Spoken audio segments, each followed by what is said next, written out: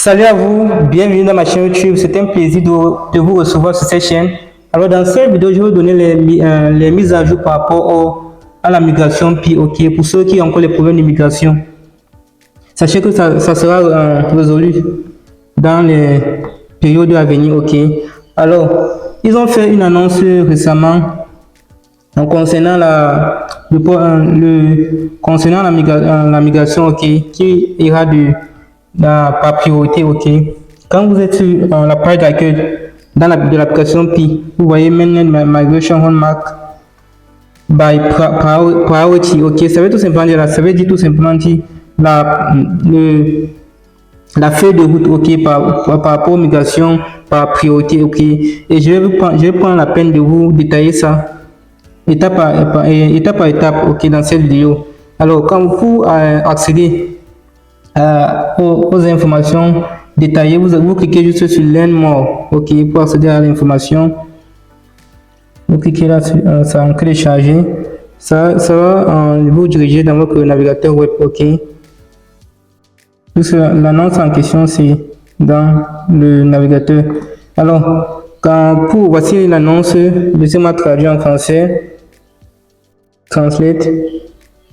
Ok, main migration, ça veut dire portefeuille, ça veut dire feuille de route d'immigration, ok.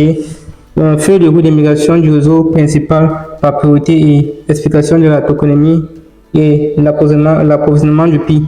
Alors, ce que vous devez comprendre, c'est que ils ont mis les migrations par priorité, ok.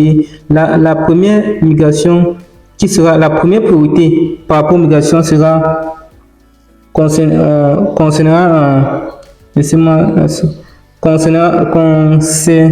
les migrations initiales pour les pionniers qui sont en file d'attente, ok. Donc la première priorité, ils vont d'abord prendre les pionniers qui sont en file d'attente, ok. Donc si vous avez encore les migrations en file d'attente, vous serez pris en première priorité, ok. Avec y compris ceux qui ont les récompenses de cercle de sécurité, les récompenses de verrouillage, les récompenses d'utilisation d'applications d'utilité, ok. Donc, tous ceux-ci seront pris en compte en première priorité, ok. Maintenant, la deuxième priorité seront ce sont les migrations qui incluent les bonus de parrainage, ok. Donc, c'est-à-dire quoi? Vous savez que quand vous invitez les utilisateurs, les pionniers avec un code de parrainage, vous avez aussi les bonus, ok. Donc ceux-là seront considérés, seront pris en deuxième priorité, ok. La première priorité seront seront les pionniers en file d'attente, ok. Et la deuxième priorité, ce sont les pionniers qui auront les bonus de parrainage, ok. Maintenant, en troisième priorité seront les migrations périodiques, c'est-à-dire quoi? Les migrations périodiques, c'est encore un truc qui est encore en développement, donc c'est pas encore opérationnel pour le moment, mais c'est déjà un truc qui est pris en compte, ok. Donc la troisième priorité sera la migration périodique, c'est-à-dire quoi? Ils vont faire de telle sorte que votre migration sera peut-être mensuelle ou trimestrielle ou annuelle. Donc, de telle sorte que à chaque, peut-être si c'est mensuel, à chaque mois, votre migration sera automatique. Donc, ils vont migrer votre pièce de crypto Pi, de votre application Pi à votre portefeuille, ok, qui est dans l'application Pi Browser. Donc ça sera maintenant automatique, ok. Donc ça sera soit mensuel, soit trimestriel, soit annuel, ok. Donc c'est pas encore c'est déjà pris en compte, mais pas encore opérationnel. Donc on ne connaît pas encore si ça sera mensuel ou pas, ok. À part cela, ils ont aussi fait mention de la toponymie et l'approvisionnement de Pi. Pour ceux qui sont nouveaux dans l'écosystème crypto, la toponymie c'est un truc qui détermine juste l'offre et l'utilité d'une pièce de crypto, ok. Donc ils ont dit tantôt que l'offre maximale sera de 100 milliards de jetons, ok. Comme pour le Bitcoin, c'est 21 millions. Pour la crypto Pi, ça sera de 100 milliards de jetons, ok.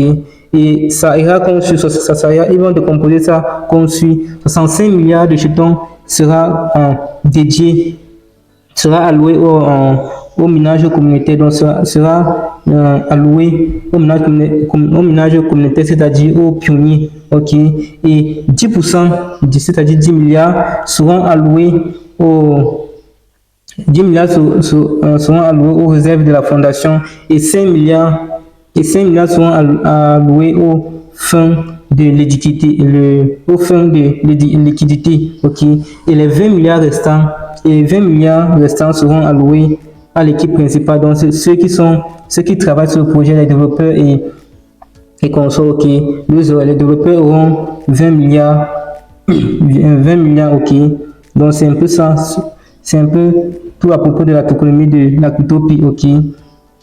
Et ils ont aussi fait mention du mécanisme de minage de pi, ok.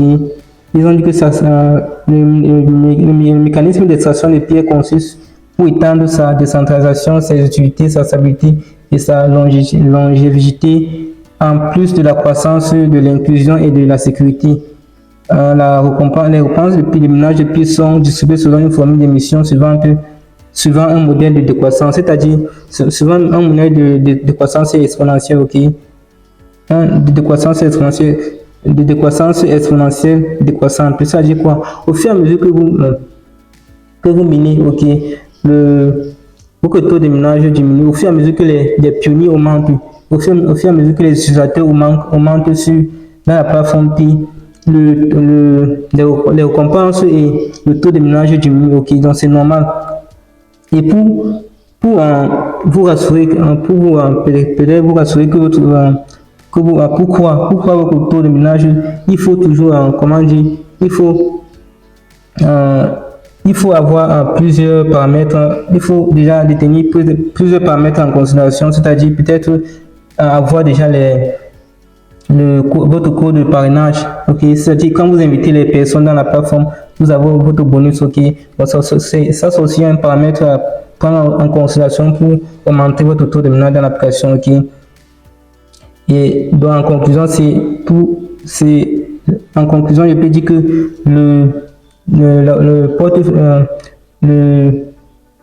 l'immigration ira en trois étapes, ok, en trois étapes prioritaires, qui ira la première priorité concernera juste les migrations en file d'attente, ok. Et maintenant, en deuxième priorité, ça va faire mention des migrations pour ceux qui sont dans la migration, comment dire, en deuxième priorité sera maintenant les migrations avec le bonus de parrainage, ok. Et en dernière position, ce sont les migrations périodiques, c'est-à-dire la migration, que ce soit, ça peut être mensuel ou trimestriel, ok. Alors c'est ainsi que s'achève cette vidéo. Si cette vidéo vous a plu, n'hésitez pas à vous abonner, d'activer la cloche de notification pour ne pas manquer les prochaines vidéos. D'ici là, portez-vous bien. Ciao.